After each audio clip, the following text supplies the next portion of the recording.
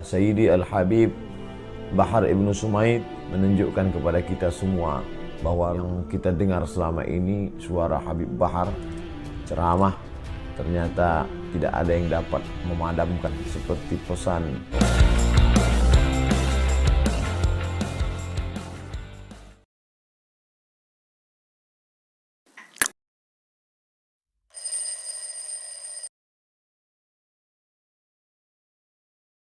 Diiringi tangis para napi, inilah detik-detik Habib Bahar bebas disambut pendukung. Dengan mengenakan pakaian hitam dipandu baret merah berbintang 5, Habib Bahar bin Smith 36 tahun keluar dari lapas kelas 2A Cibinong, Bogor. Habib Bahar bin Smith disambut oleh para pendukungnya pada pukul 16 waktu Indonesia Barat di Lembaga Pemasyarakatan kelas 2A Cibinong, Bogor, Jawa Barat.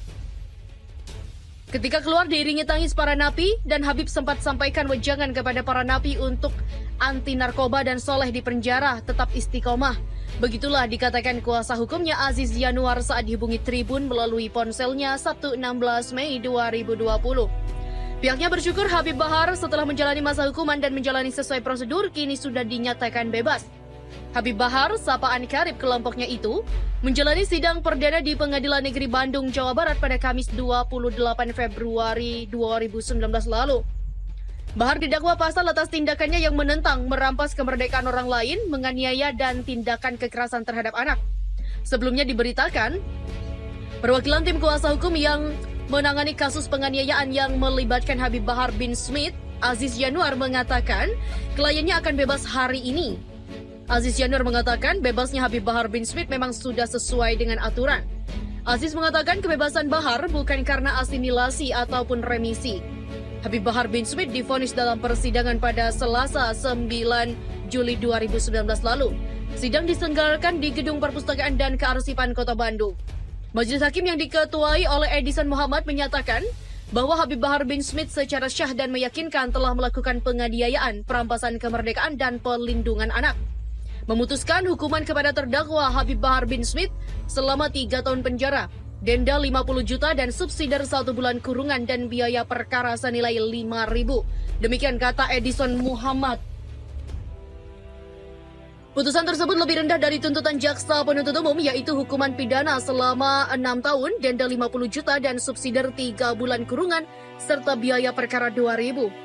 Hal yang meringankan terhadap terdakwa ialah terdakwa bersikap sopan saat menjalani sidang, mengakui semua perbuatannya, menyesali perbuatannya, dan memiliki tanggung jawab keluarga, meminta maaf, dan melakukan perdamaian kepada orang tua korban. Sementara hal yang memberatkan ialah terdakwa pernah dihukum, membuat kedua korban mengalami luka dan merugikan nama baik ulama santri di lingkungan pesantren.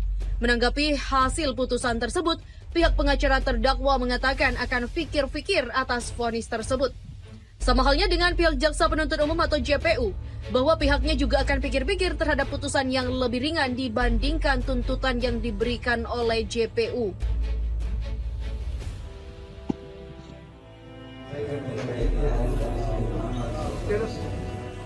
Sekarang Anda mendengar saksi dan telah Anda sampaikan atau belum? Telah Anda sampaikan atau belum? Sudah. Allahumma syahad. Ya Rasulullah syahad. Ya Allah saksikanlah ya Allah. Ya Rasulullah saksikan. Ya Rasulullah, aku sebagai cucumu telah menyampaikan kepada umat yang ada di penjara itu apa-apa yang kau ajarkan. Saksikanlah ya Rasulullah. Allahumma syahad. Ya Rasulullah syahad. Ana telah menyampaikan kepada mereka semua apa yang kau ajarkan ya Rasulullah. Telah Ana sampaikan belum? Sudah. Telah Ana sampaikan belum? Sudah. Inti amalkan apa enggak? Amalkan. Amalkan apa enggak? Amalkan. Allahumma shalli ala Rasulillah. Wakil doa, wakil doa. Wakil rakyat, wakil doa.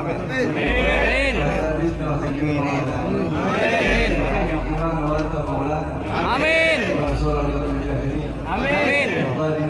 Amin. Amin. Amin ya Allah. Amin ya Allah. Amin. Amin ya Allah. Amin ya Allah. Sayyidi Al-Habib Bahar Ibnu Sumaid menunjukkan kepada kita semua bahwa yang kita dengar selama ini suara Habib Bahar ceramah, ternyata tidak ada yang dapat memadamkan seperti pesan proklamator, pesan panglima perang. Ini kemerdekaan didapatkan bukan dengan tenang-tenang, bukan dengan santai-santai, tetapi dengan harokah, dengan pergerakan, dengan jihad, dengan perjuangan, dengan mujahadah, dengan bersungguh-sungguh. Saudara-saudara sekalian yang dimuliakan oleh Allah Subhanahu wa taala. Oleh karenanya tidak ada yang lebih mencintai Indonesia sebagaimana kecintaan umat Islam, para ulama dan para santri kepada Indonesia. Kau boleh cabik-cabik dagingku, kau boleh robek-robek jantungku, tapi jiwaku tak bisa kau bunuh, tak bisa kau habisi, tak bisa kau penjarakan. Tanah Indonesia tidak akan pernah kosong dari kami, umat Islam yang rela hancur, rela binasa, rela mati untuk negara kesatuan Republik Indonesia. Allahu Akbar. Kami yang di luar disadarkan betapa lemah dan tidak berdayanya. Selama ini ceramah menggelegar di atas mimbar, tapi ternyata apa yang sudah dilakukan. Maka saya sampaikan kepada kalian, jikalau dalam beberapa hari ke depan, dalam beberapa minggu ke depan, saya ditangkap, saya dipenjara karena membela rakyat, yang susah, membela rakyat yang kelaparan. Kalau saya ditangkap, kalau saya dipenjara, berjanjilah kalian, demi Allah, jangan pernah kalian padamkan api-api perjuangan yang selama ini kami nyalakan. Allahu Akbar. Apa yang kita lihat hari ini, jeruji besi tidak bisa memenjarakan pemikiran. Ceramah tetap berlanjut, murid-murid tetap banyak, bahkan berubah lapas menjadi pesantren. Mendapat berita bahwa ada 500 sahabat-sahabat di lapas yang sudah menghafal 98 hadis. Ada 1000 sahabat-sahabat di lapas yang sudah hafal 54 hadis Nabi Muhammad sallallahu alaihi wasallam.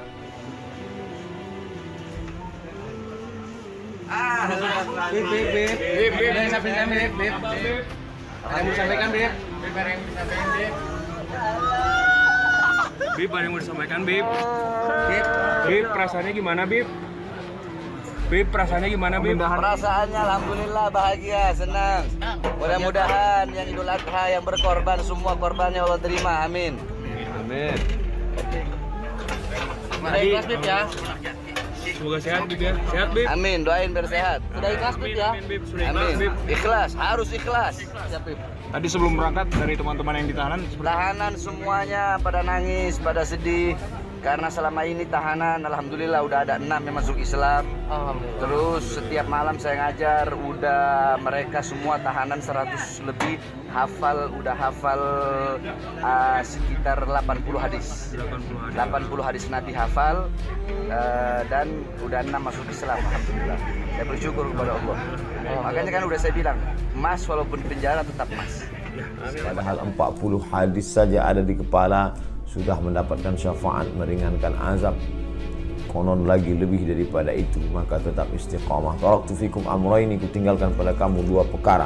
Inta masaktu bihima, kalau kamu pegang yang kedua ini, lam tadillu abada, tidak akan sesat untuk selamanya. Kitabullah, Al-Quran wa sunnati, sunnah Rasulullah sallallahu alaihi wasallam.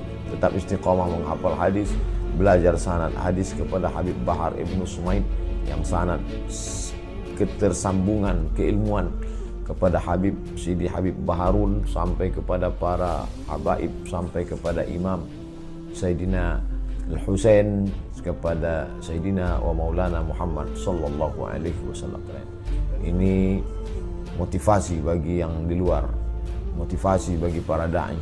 Ternyata dakwah tidak terbatas hanya di mimbar, tidak terbatas hanya di tabligh akbar, tapi ada yang lebih besar. Inilah sebenar-sebenar dakwah.